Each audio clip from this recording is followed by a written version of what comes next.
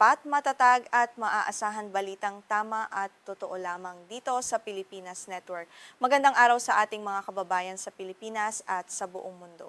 Huwag kalimutang pusuan ang video, sumubaybay at pindutin ang patingaw upang lagi kayong updated sa balita. Simulan na natin.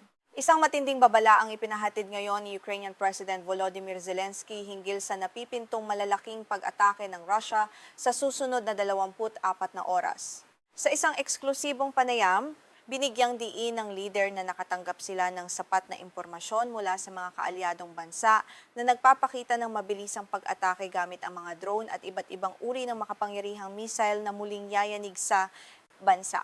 Ayon kay Zelensky sa kanyang panayam sa Face the Nation, mataas ang posibilidad na magsimula ang opensibang ito ngayong gabi o sa susunod na gabi. Ang intelligence report na hawak ng Ukraine ay nagpapakita ng planadong pagpapakawala ng mga cruise at ballistic missiles kasabay ng mga suicide drones. Ang ganitong uri ng koordinadong pag-atake ay naglalayong lumpuhin ang depensa ng Ukraine at magdulot ng malawakang pinsala. Dahil sa banta, nag-abiso ang Pangulo sa mamamayan, partikular sa mga bata, na maging alerto at magtungo agad sa mga bomb shelter. Dapat maging napakaingat ng ating mga kababayan, pahayag ni Zelensky. Bagamat walang makakatiyak ng 100% sa oras ng pag-atake, mataas ang tsansa na mangyari ito anumang oras kaya't ang pag-iingat at paghahanda ng bawat pamilyang Ukrainian ang pinakamahalagang depensa ngayon. Pinasalamatan din ng Pangulo ang Estados Unidos at ang mga kasosyo sa Europa para sa mabilis at maagang pagbabahagi ng kritikal na intelligence data tungkol sa mga galaw ng militar ng Russia. Gayunpaman, binigyang diin niya na hindi sapat ang impormasyon lamang, kailangan ng bansa ng mga konkretong armas upang harangin at pabagsakin ang mga paparating na missiles bago pa man ito makatama sa mga sibilyang target sa bansa. Sa isang opisyal na liham na ipinadala sa Kongreso ng Estados Unidos at kay Pangulong Trump, formal na humingi si Zelensky ng karagdagang Patriot missile defense systems. Binanggit niya ang naganap na malupit at malawakang pag-atake ng Russia noong nakaraang linggo na nag-iwan ng 2 patay at mahigit 83 sugatan, isang patunay na kailangan ng Ukraine ng mas matibay na pananggalang sa himpapawid. Matatandaang sa nagdaang pambobomba, nagpakawala ang Russia ng humigit kumulang 600 drones at 12 ng cruise at ballistic missile sa iba't ibang bahagi ng Ukraine.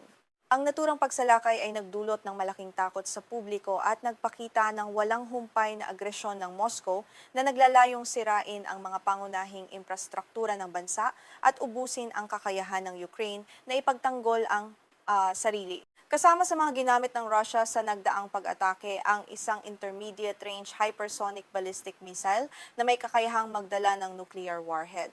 Ang paggamit ng ganitong uri ng advanced na teknolohiya ay nagpapakita ng lumalalang antas ng digmaan at nagpapadala ng mapanganib na mensahe hindi lamang sa Ukraine kundi maging sa buong komunidad ng daigdig ukol sa kahandaan ng Russia na gumamit ng lakas sa militar. Itinuturing ang seryeng ito ng pambobomba bilang pinakamatinding aerial assault sa kabiserang lungsod ng Kyiv simula nang mag-umpisa ang malawakang digmaan noong taong 2022. Ang sukat at tindi ng pinsala ay nag-iwan ng malaking hamon sa mga lokal na awtoridad habang patuloy nilang sinusubukang ibalik ang supply ng kuryente at tubig para sa milyon-milyong residenteng naapektuhan ng labanan. Inamin ni Zelensky na ginamit na nila ang lahat ng kanilang magagamit na sandata, kabilang ang mga sarili nilang gawa at ang mga imported na anti-ballistic missiles upang depensahan ang Kyiv noong ika-25 ng buwan. Gayunpaman, binigyang diin niya na ang kakulangan sa mga modernong anti-ballistic missile ang nananatiling pinakamalaking suliranin at pinakamalubhang kakulangan ng militar ng bansa sa kasalukuyan. Bukod sa kabisera, naglunsad din ang Russia ng magkakahiwalay na pag-atake sa labas ng Kyiv, kabilang ang mga estratehikong infrastruktura na matatagpuan sa hangganan ng Romania at Ukraine. Ang pag-ataking ito malapit sa teritoryo ng mga bansang kaalyado ng NATO ay nagdulot ng matinding tensyon at pangamba na baka aksidenteng madamay ang mga kalapit na bansa na hindi direktang kasali sa nagaganap na labanan sa Ukraina. Sa katunayan, kinumpirma ng Defense Ministry ng Romania na isa sa mga Russian drone ang pumasok sa kanilang airspace at bumagsak sa isang apartment building sa lungsod ng Galati.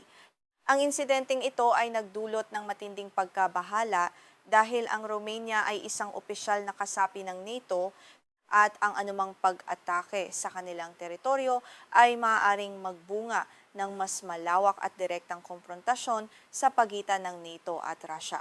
Bilang tugon sa pagpasok ng drone, agad na nagpalipad ng mga fighter jet ang NATO upang magpatrolya at bantayan ang kalangitan.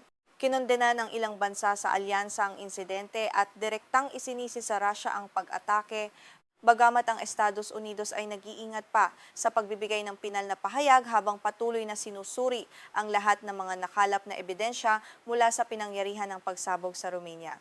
Ayon sa isang mataas na opisyal ng militar ng NATO, natukoy at nasubaybayan nila ang galaw ng Russian drone bago pa ito pumasok sa airspace ng Romania. Gayunpaman, dahil sa bilis ng pangyayari, nakapasok ito ilang minuto lamang bago tuluyang sumabog sa residential area sa Galati. Ipinapakita nito ang limitadong oras ng reaksyon ng mga air defense system kapag ang mga drone ay lumilipad ng mababa malapit sa hangganan.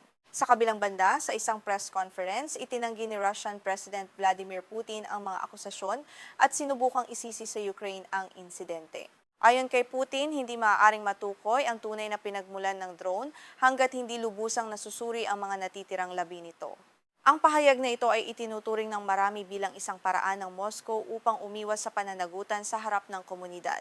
Hindi lamang ang Romania ang naapektuhan dahil iniulat din ng Navy ng Ukraine na isang Russian drone ang tumama sa isang cargo ship na pagmamay-ari ng Turkey sa Black Sea na nagresulta sa pagkakasugat ng 2 tripulante. Ang insidenteng ito sa dagat ay muling nagpapakita ng panganib sa mga komersyal na barko na naglalayag sa rehiyon at nagdaragdag ng panibagong layer ng tensyon sa pagitan ng Russia at ng Turkey. Dahil parehong miyembro ng NATO ang Romania at Turkey, mabilis na naglabas ng mariing pahayag ang 32 miyembrong alyansa. Kinondena nila ang tinawag nilang irresponsableng pag-uugali ng Russia at muling nangako na ipagtatanggol ang bawat pulgada ng teritoryo ng kanilang mga kaalyado. Ang pagkakaisang ito ay naglalayong magpadala ng malinaw na babala sa Moscow na wag nang magtangkapang magpalawak ng gulo. Sa kanyang pahayag sa platform na X, kinondena rin ni US Ambassador to NATO Matthew Whitaker ang mapanganib na pagpasok ng drone sa teritoryo ng Romania. Sinabi niyang nakikiramay ang Estados Unidos sa mga nasugatan sa Galati at tiniyak na handang tumulong ang Amerika sa pagtatanggol sa soberanya ng bansa. Ang mensaheng ito ay nagpapatibay sa commitment ng Washington sa ilalim ng Article 5 ng North Atlantic Treaty. Naniniwala naman si Zelensky na ang mga sunod-sunod na pag-ataking ito ay bahagi ng mas malawak na estratehiya ni Putin upang takutin at bigyan ng pampulitikang presyon ang mga kapitbahay na bansa ng Ukraine. Layunin nitong pigilan sila sa pagbibigay ng tulong militar at pinansyal sa Kyiv sa pamamagitan ng pagpapakita ng panganib na maari silang madamay sa digmaan kung patuloy silang susuporta sa panig ng Ukraine. Idinagdag pa ng Ukrainian leader na ginagamit din ni Putin ang mga pag-ataking ito upang subukan at suriin ang lakas at kahandaan ng air defense systems ng mga bansang miyembro ng NATO. Nais malaman ng Russia kung gaano kabilis at kaepektibo ang depensa ng alyansa laban sa mga advanced missiles at drones, isang taktikal na hakbang upang pag-aralan ang kahinaan ng seguridad sa buong rehiyon ng Silangang Europa. Sa pagtatapos ng ulat na ito, nananatiling mataas ang tensyon sa rehiyon habang naghahanda ang Ukraine sa posibleng pinakamalaking pag-atake sa mga susunod na oras. Ang pandaigdigang komunidad ay nakatutok ngayon sa magiging tugon ng NATO at ng Estados Unidos kung sakaling magpatuloy ang pagpasok ng mga armas ng Russia sa teritoryo ng mga kaalyadong bansa. Manatiling nakasubaybay para sa mga karagdagang ulat dito lamang.